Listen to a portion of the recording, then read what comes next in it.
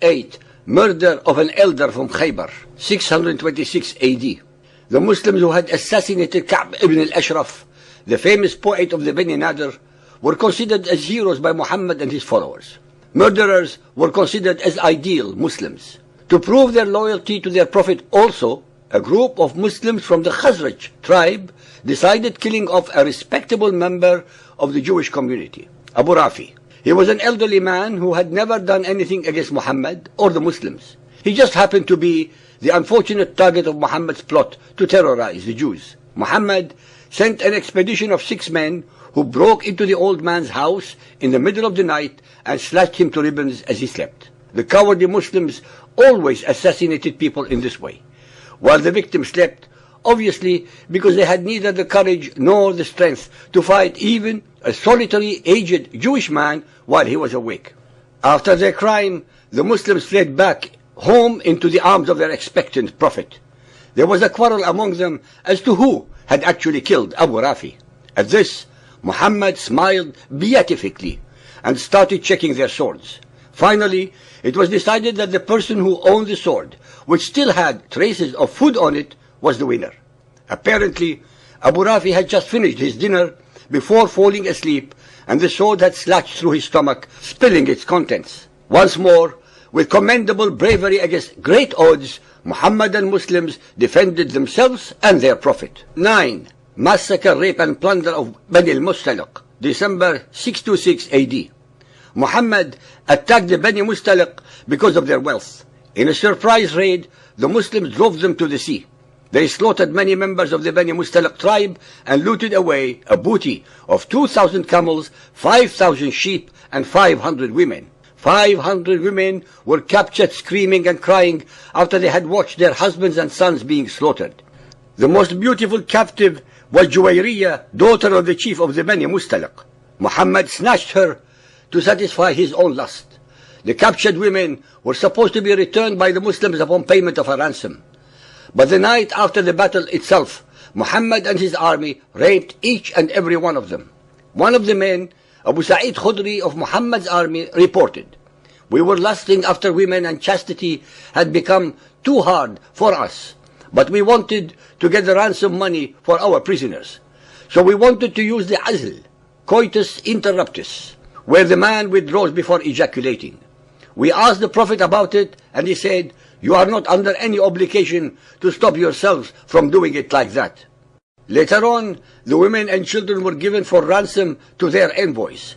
They all went away to their country, and not one wanted to stay, although they had the choice.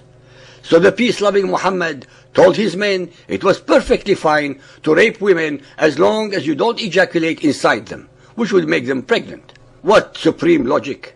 Any human being with the slightest shred of morality has to be nauseated by this man and the cult that he preached.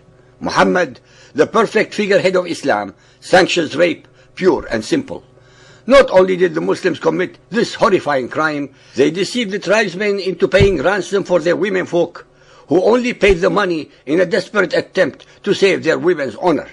To call such a leader and his followers the epitome of evil is probably an understatement. 10.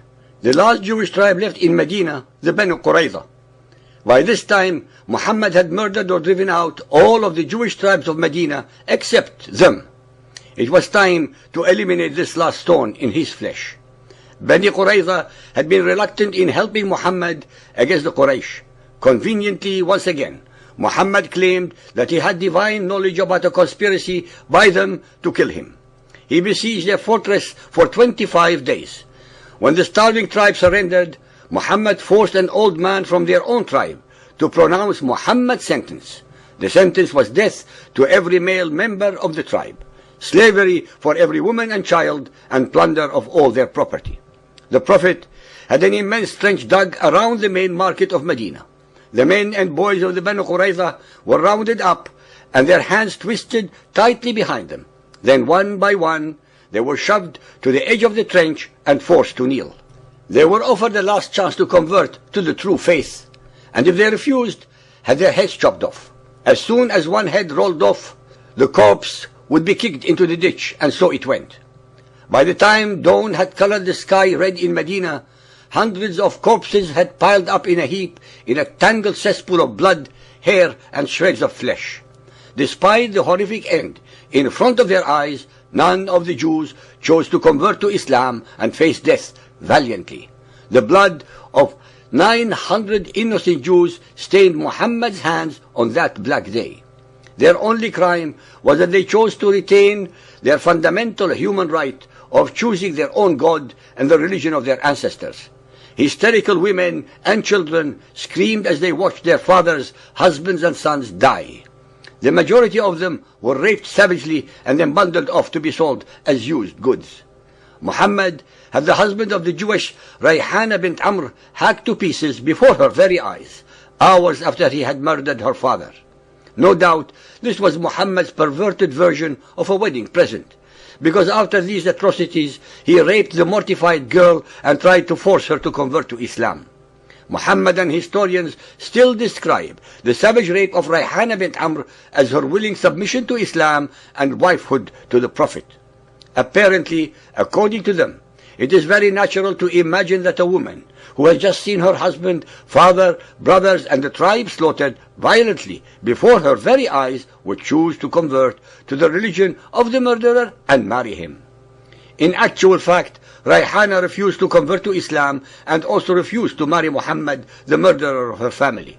He kept her as a lowly concubine all his life.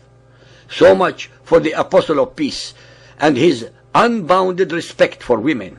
Muhammad was nothing but a predator upon females, a serial rapist who acquired his victims by killing their families first.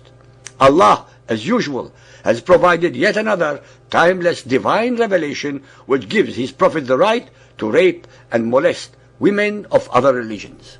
An-Nisa 4.24. And all married women are forbidden unto you except those captives whom your right hand possesses. It is a decree of Allah for you. In short, Allah, the merciful and compassionate, is saying, hey Muslims, it's a crime to go after married women, but if they happen to be your captives, which obviously all the non-Muslim women were, feel free to indulge yourself in rape and sexual torture of them. Lawful unto you are all beyond those mentioned. Allah is making it legal for Muslims to go ahead and rape non-Muslim women by divine law.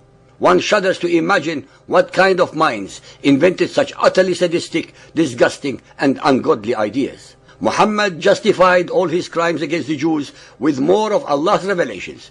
Although the following surahs were not revealed at the same time as the massacre of Bani Qurayza, they nevertheless give a general idea of Muhammad's views on Jews and why it is perfectly fine to kill, loot, and rape them. Al-Ma'idah 5.51. O you who believe, take not the Jews and Christians for friends. They are friends one to another. He among you who taketh them for friends is one of them. Above verse clearly demonstrates the Muslims' hatred of Jews and Christians as prescribed by their Prophet. They also expose the hollow claims of Muhammadans that Islam is a peaceful religion that always coexisted with Judaism and Christianity. The innumerable unwarranted massacres of Jews by Muhammad tell the story in the clearest terms. These historical events form the basis of the Islamic code of behavior. Therefore, the genocide of Hindus, Christians, and Jews by Muslims all over the world should come as no surprise whatsoever. Even after the passage of 1400 years, in this 21st century, the fundamentalist followers of Muhammad are more than happy and willing to drag the whole of humanity into the abyss and depraved cult of Muhammad, using Muhammad's methodologies of lies, deception, terror, hate, discrimination, and slaughter to obtain their agenda. They cannot change because their Quran and Muhammad's Sunnah prohibit them from ever getting rid of the virus that has infected their brain. It is up to the remainder 80% of humanity, the so-called unbelievers, to quarantine them, re-educate them, and using all the instruments of our laws to deal with those amongst us who want to harm us.